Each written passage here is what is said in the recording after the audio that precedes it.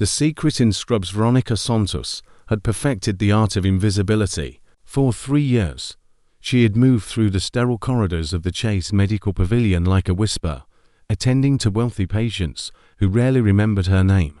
The exclusive private facility occupied the lower floors of a prestigious Manhattan tower, where the elite came for discreet medical care. Veronica worked the overnight shift, 8 p.m. to 6 a.m., caring for patients while the city slept. But tonight, her routine would shatter in ways she never imagined. A double-life Reveillette clock in the nurse's station read 5:47 a.m. Veronica's shift ended in 13 minutes, and her audition started in exactly 2 hours across town. The Harlem Arts Collective was holding open auditions for their annual showcase, and this year's winner would receive a scholarship to the prestigious Berklee College of Music. It was the opportunity she'd been preparing for since her mother passed away 4 years ago, leaving behind nothing but medical bills and a beaten acoustic guitar. Veronica had promised her mother's memory that she wouldn't let poverty define her future. Music was her escape, her therapy, her rebellion against a life that demanded she remain small and grateful. The transformation in the staff bathroom. Veronica peeled off her pale blue scrubs and carefully unfolded the emerald green dress she'd been hiding in her locker for weeks. The fabric was soft and flowing, purchased from a thrift store, but elegant enough to make her feel like someone worth watching. She'd saved for 2 months to buy the matching shoes, simple heels that made her legs look longer and her posture more confident. Her reflection in the mirror showed someone unfamiliar. Gone was the tired nurse with hair scraped into a practical bun. In her place stood a woman with cascading black curls, carefully applied makeup, and eyes that sparkled with dangerous hope. The collision of worlds. Veronica grabbed her guitar case and headed toward the service exit, her heels clicking softly against the polished floor. The building was quiet at this hour, with only security guards monitoring the lobby cameras. She'd timed this perfectly, or so she thought. As she rounded the corner near the private elevator bank, she nearly collided with someone emerging from the executive suite. Dominic Chase stood before her, coffee in hand, wearing running clothes that probably cost more than her monthly rent. His dark hair was slightly disheveled, and exhaustion lined his handsome face. He'd clearly spent another night in his office, instead of going home to the penthouse everyone knew he owned, but rarely used. Recognition and revelation their eyes met, and Veronica watched recognition dawn slowly in his expression. She'd cared for his patients countless times, had even assisted during an emergency procedure he'd observed 6 months ago, but he'd never really looked at her before. Now his gaze traveled from her face to the dress to the guitar case, and something shifted in his features. Surprise melted into curiosity, then something deeper that made her pulse quicken. "Nurse Santos," he said slowly, his voice carrying that distinctive blend of old money education and new money confidence. "Where exactly are you going dressed like that?" Standing her ground, heat flooded Veronica's cheeks, but she refused to drop her eyes or apologize for existing outside her uniform. She'd spent too many years making herself smaller for men like him, shrinking to fit their expectations of who she should be. "My shift ended 3 minutes ago, Mr. Chase. What I do with my personal time is my business." Her voice came out steadier than she felt, each word carefully measured. Dominic's eyebrows rose slightly. He wasn't accustomed to being challenged, especially not by employees, but instead of the dismissal or reprimand she expected, his expression softened into something almost like respect. "That's a guitar case," he observed, nodding toward the worn leather bag slung over her shoulder.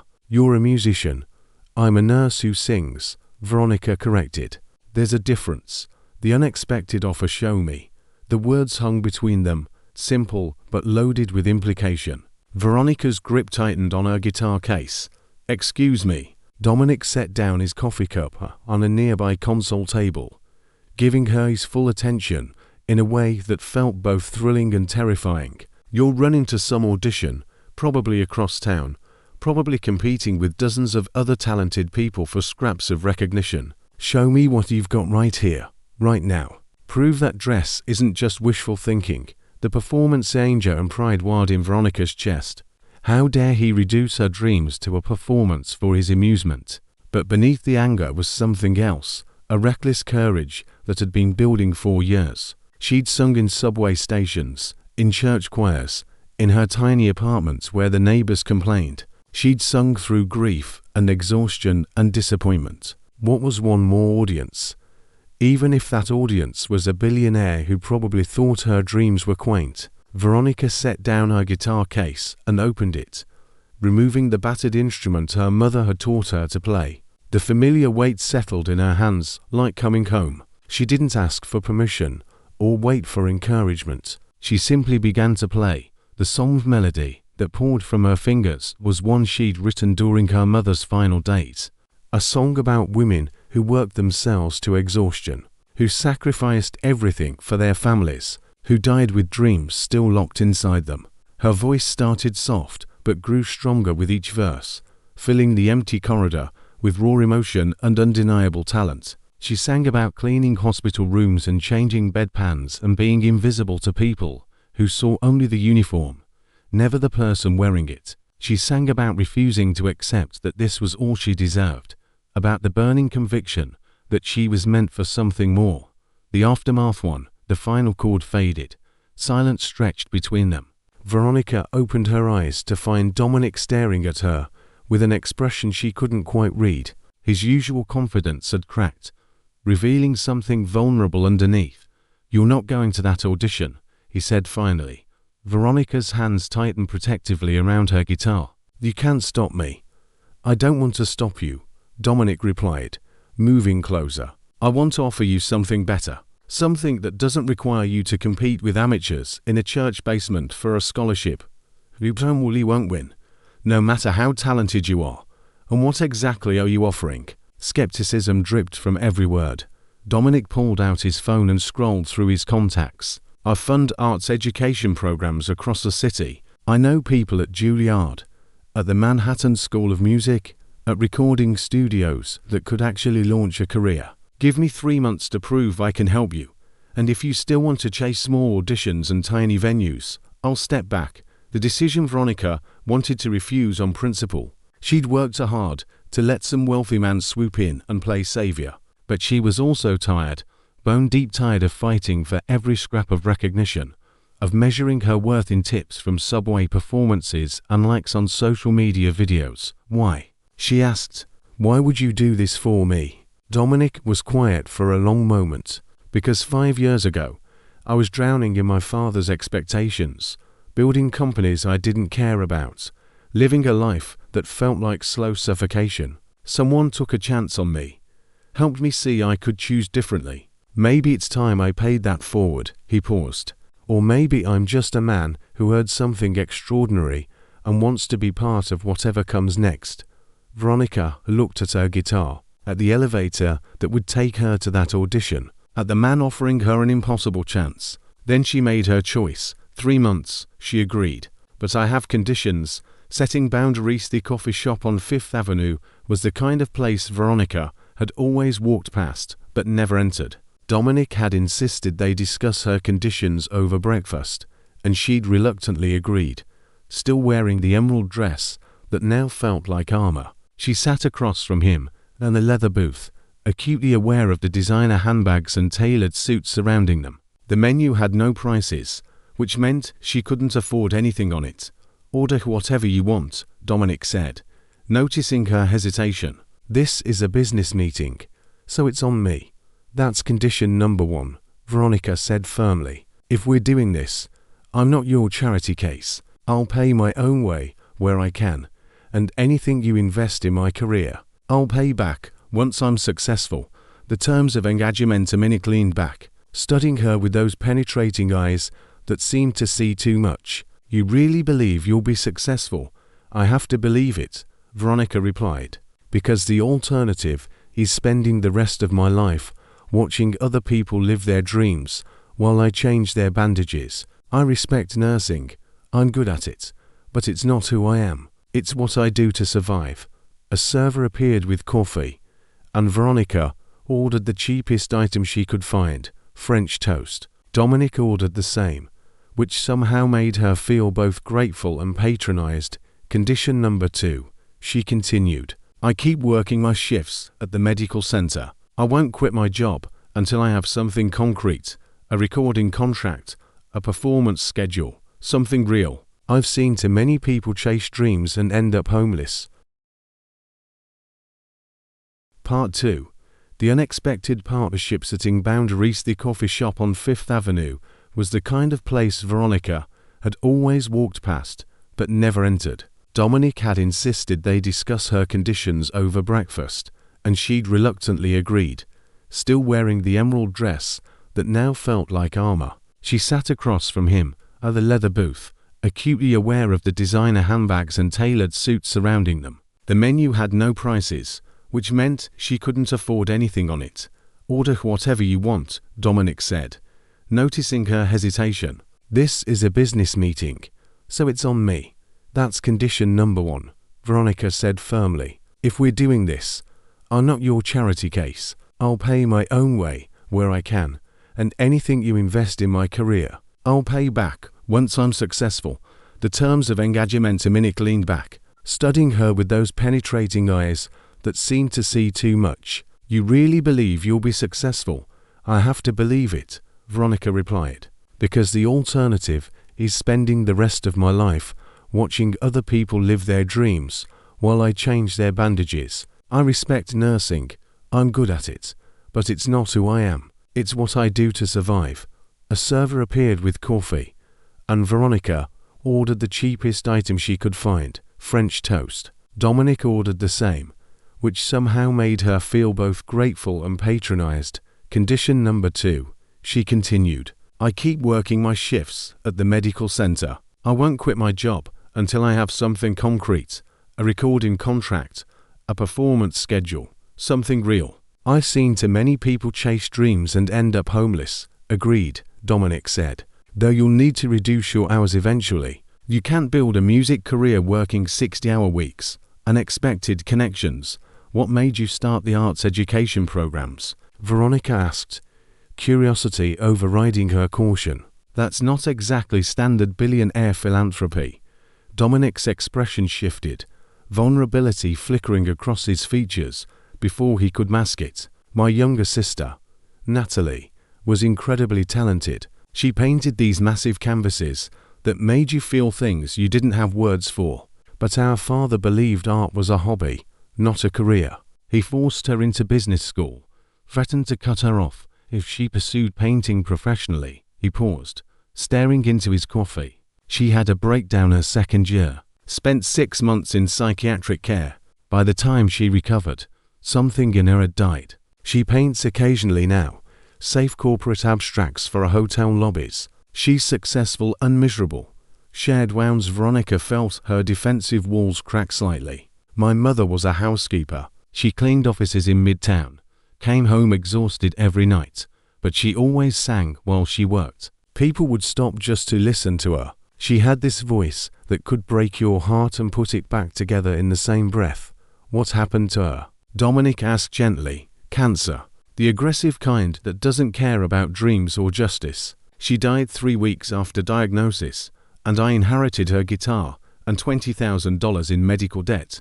Veronica's voice remained steady, but her hands trembled slightly around her coffee cup. She made me promise I wouldn't let fear stop me from singing. But fear pays the rent, you know. Fear keeps the lights on.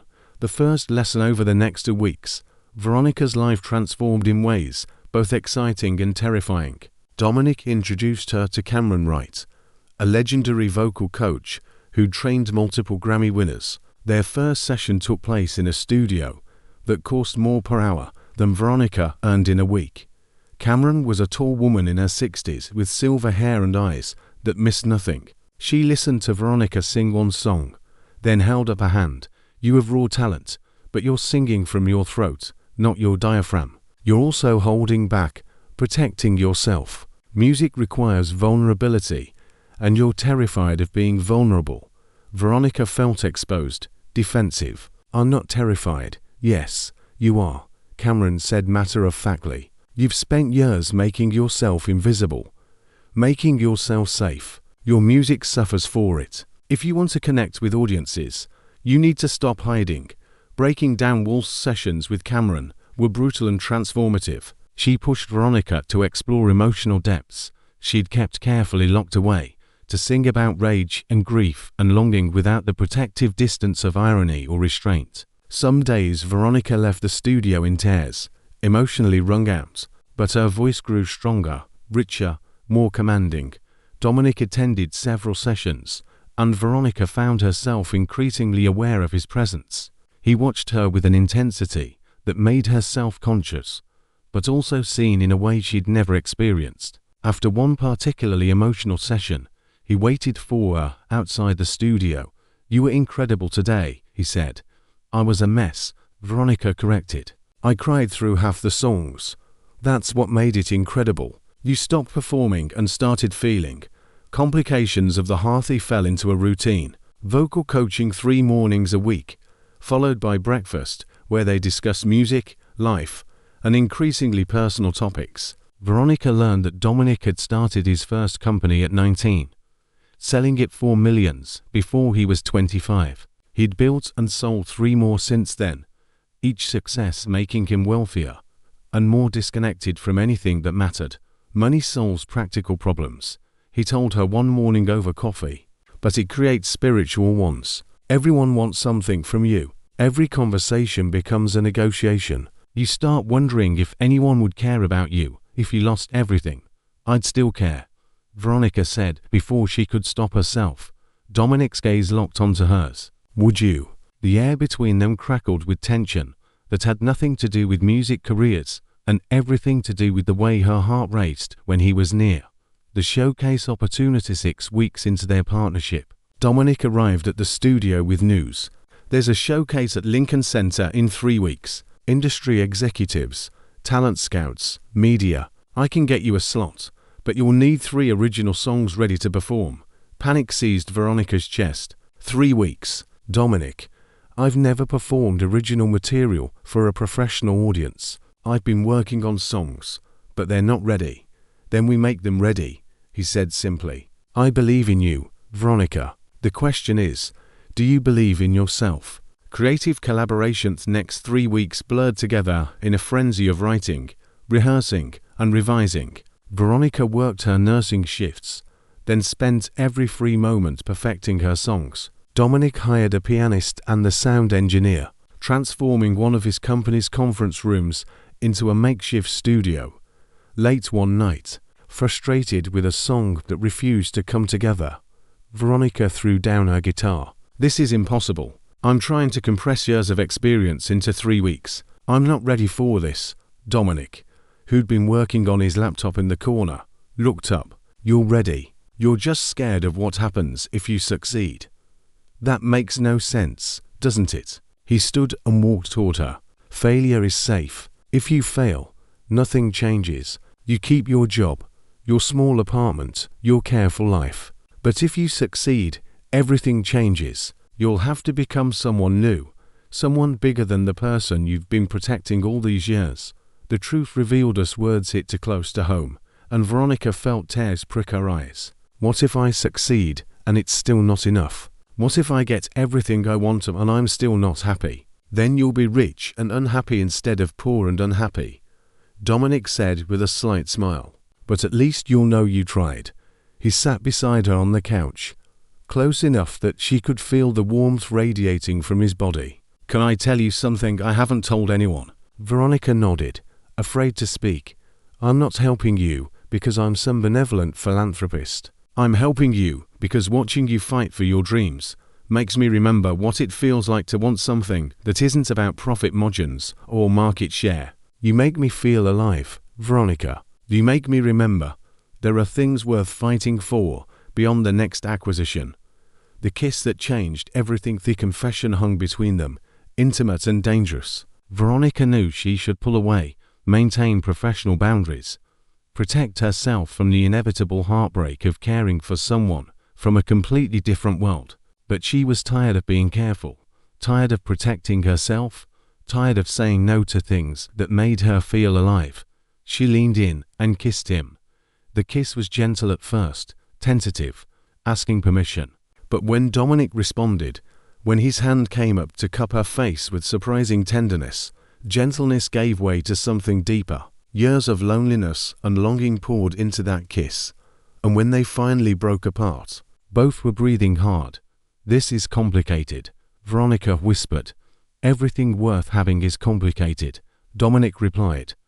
The night before the showcase, Veronica couldn't sleep. She lay in her small apartment, staring at the ceiling, running through songs in her mind. At 2 a.m., her phone buzzed with a text from Dominic. "Can't sleep either. Want company?" She should have said no. She should have maintained boundaries. Instead, she texted back her address. He arrived 30 minutes later, still wearing expensive clothes that looked absurd in her shabby building. They sat on her fire escape, looking out at the city lights, and Dominic held her hand while she talked through her fears. "What if I freeze? What if my voice cracks? What if I'm not as good as everyone thinks I am?" "Then you'll be human," Dominic said, "and you'll try again." "But Veronica, I've heard you sing. You're extraordinary. Tomorrow, you're going to walk onto that stage and show the world what I already know. You're going to change everything." She rested her head on his shoulder, drawing strength from his certainty. "Thank you for believing in me, for pushing me, for seeing me when I was invisible." "You were never invisible," Dominic said softly. "I just wasn't looking at the right things." The morning off, Veronica woke to sunlight streaming through her apartment window and the realization that today would determine her entire future. The showcase started at 7 p.m., and she had 12 hours to transform from terrified nurse to confident performer. Her phone showed 17 missed calls from her supervisor at the medical center, reminding her she was scheduled for the evening shift. She'd called in sick for the first time in 3 years, and the guilt gnawed at her conscience. Preparation and doubt. Dominic had arranged for a car to pick her up at 4 p.m., giving her time for final preparations with Cameron. But as the hours ticked by, panic began to set in. Veronica stood in front of her closet, staring at the 3 dresses she owned, none of which felt right for the biggest night of her life. The emerald dress that had started everything felt like a costume now, too reminiscent of that desperate night when she'd been running to a small audition she'd never attended. A knock on her door startled her. She opened it to find a delivery person holding 3 garment bags and a shoebox. "Veronica Santos." She signed for the packages, confused, until she saw the note attached. "For tonight, you deserve to feel like the star you are, Dominic." The gift inside the bags were 3 stunning gowns, each more beautiful than the last. One was midnight blue with subtle silver embroidery. Another was champagne gold that shimmered like captured light. And the third was deep burgundy with an elegant train. The shoes were designer heels that fit perfectly, and tucked into the box was a simple diamond pendant. Veronica's hands trembled as she held the dresses. Part of her wanted to refuse them, to maintain her independence and prove she didn't need his money. But another part, the part that had been fighting so hard for so long, wanted to accept this gift for what it was: belief in her worth, tangible proof that someone saw her potential. She chose the midnight blue dress.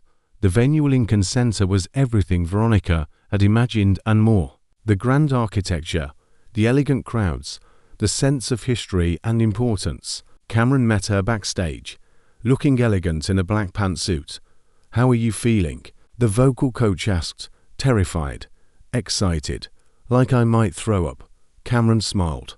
"That's exactly how you should feel. It means this matters. Now, let's warm up your voice." Unexpected obstacles. 30 minutes before her scheduled performance, disaster struck. Veronica was running through vocal exercises when the stage manager approached with bad news. The pianist scheduled to accompany her had been in a car accident. He was fine, but he wouldn't make the showcase. "Can you perform without accompaniment?" the stage manager asked. Veronica's heart sank. Her songs had been arranged specifically for piano accompaniment. Performing them a cappella would completely change their impact. "I can play piano." She turned to find Dominic standing behind her, having somehow gained access to the restricted backstage area. "You can't be back here," the stage manager protested. I own a third of this building. Dominic replied mildly. I think I can be wherever I want. He turned to Veronica. I can play your arrangements. I've been listening to them 4 weeks, and I taught piano for 12 years. Trust and performance of Veronica have been horrified at the idea of Dominic, her benefactor, and now something more, joining her on stage. It would look like favoritism, like she couldn't succeed on her own merits. But as she looked into his eyes, she saw only genuine desire to help, no ego or expectation. Okay, she agreed. Let's do this. They had 10 minutes to run through the songs. Dominic's piano playing was technically proficient, but emotionally distant, until Veronica began singing. Then something shifted. He started playing not just the notes, but the feeling behind them, creating a musical conversation that elevated both performances. The moment of truth, and now, performing 3 original compositions. Please welcome Veronica Santos. The stage lights blinded her momentarily as she walked out, Dominic following to take his seat at the grand piano. The audience was a sea of faces, some bored, some curious, all evaluating. Veronica could see industry executives checking their phones, critics with notepads, other performers waiting their turn, with expressions ranging from supportive to competitive. She approached the microphone, and for one terrible moment, her mind went completely blank. She couldn't remember the opening line of her first song, couldn't remember why she was here, couldn't breathe past the panic crushing her chest. Then Dominic played the opening notes, and muscle memory took over. The first song sang about her mother, about women who worked themselves to death for children who might have better lives. Her voice started tentatively, but grew stronger with each verse, filling the concert hall with raw emotion. She sang about sacrifice and love, and the crushing weight of dreams deferred. By the final chorus, tears streaked her face, but her voice never wavered. The audience was silent when she finished. Then applause erupted, genuine and enthusiastic. Veronica caught her breath, meeting Dominic's eyes. He nodded encouragement, already transitioning into the opening of her second song. The transformation's second song was faster, more defiant. She sang about refusing to be invisible, about claiming space in a world that told her she didn't belong. She sang with anger and joy and fierce determination, and the audience responded, some people actually standing and swaying to the rhythm. By the time she reached her third song, Veronica had forgotten about the critics and executives. She sang for herself, for her mother, for every person who'd ever been told their dreams were too big. The final song was a love letter to possibility, a celebration of courage and second chances. When the last note faded, the audience rose in a standing ovation. Veronica stood at the microphone, overwhelmed, as Dominic joined her center stage. He took her hand and squeezed it gently before stepping back, making it clear that this moment belonged to her alone. The aftermath backstage was chaos. People surrounded Veronica, pressing business cards into her hands, promising meetings and opportunities. 3 different recording labels wanted to discuss contracts. A booking agent saw potential for a national tour. A filmmaker wanted to option her story for a documentary. Through it all, Veronica kept searching for Dominic. She finally found him in a quiet corner, watching the commotion with a satisfied smile. You did it, he said simply. We did it, she corrected, pulling him into a hug that lasted longer than was strictly professional. The offer among the various proposals, one stood out. Meridian Records, one of the most respected independent labels in the industry, offered Veronica a 3-album deal with complete creative control. The advance was substantial enough that she could quit nursing and focus entirely on music. They wanted her in the studio within a month. This is everything I wanted, Veronica told Dominic later that night, as they sat in his car outside her apartment building. So why do I feel terrified? Because now you have to become the person capable of handling success, Dominic said. That's harder than chasing dreams. The declaration. Veronica turned to face him fully. I need to know what this is between us. I can't move forward in my career while wondering if you see me as a project or something more. Dominic was quiet for a long moment. I'm in love with you, he said finally. I think I have been since that morning you refused to apologize for existing outside your uniform. You're the most genuine, courageous person I've ever met, and being near you makes me want to be better than I am. I'm in love with you too," Veronica admitted. "But I need you to understand something. I'm about to sign a record deal and start touring. My life is going to be chaotic and unpredictable. I can't be someone's project or trophy or redemption arc. I don't want you to be any of those things," Dominic said. "I just want to be with you, supporting your dreams while figuring out my own." 6 months later, Veronica's debut album, titled Midnight Confrontation, dropped to critical acclaim. Her single climbed the charts steadily, and suddenly she was being interviewed on morning shows, performing at festivals, living the dream she'd barely dared to imagine. She'd quit nursing, moved into a better apartment, and started a foundation providing music scholarships to healthcare workers pursuing artistic careers. Through it all, Dominic remained constant. He attended her performances when he could, gave her space when she needed it, and celebrated every milestone with genuine joy. Their relationship deepened as they navigated the challenges of her rising fame and his business responsibilities. The final performance in the night, she played her first sold-out show at Madison Square Garden. Veronica stood backstage in a custom-designed gown, holding her mother's guitar. The emerald dress from that fateful night hung in her closet at home, a reminder of the courage it took to claim her dreams. 5 minutes. Miss Santos, the stage manager, called. Dominic appeared beside her, pressing a kiss to her temple. "Your mother would be so proud." "She'd be terrified," Veronica corrected with a smile. "But she'd also tell me to go out there and sing like my life depends on it."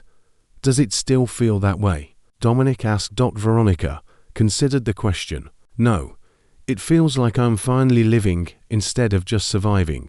And that's thanks to you."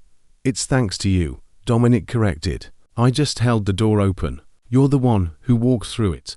The circle completed as Veronica walked onto the stage to thunderous applause. She thought about that night in the corridor when two worlds had collided. She'd been so afraid then, so convinced that her dreams were too fragile to survive exposure to harsh reality. But she'd learned something crucial in the months since. Courage wasn't the absence of fear. It was the decision to move forward despite it. The first notes rang out across the arena, and Veronica began to sing.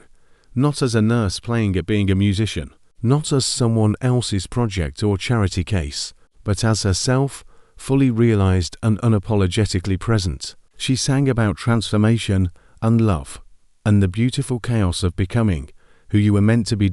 And in the audience, Dominic watched with pride and love, knowing that he'd witnessed something rare, the exact moment when potential became reality, when dreams stopped being distant possibilities and became lived experience. When the final encore ended and Veronica took her bow, tears streaming down her face as thousands of people cheered, she knew her mother's promise had been kept. She hadn't let fear stop her from singing, and in refusing to stay invisible, she'd discovered something more valuable than fame or success. She'd discovered herself.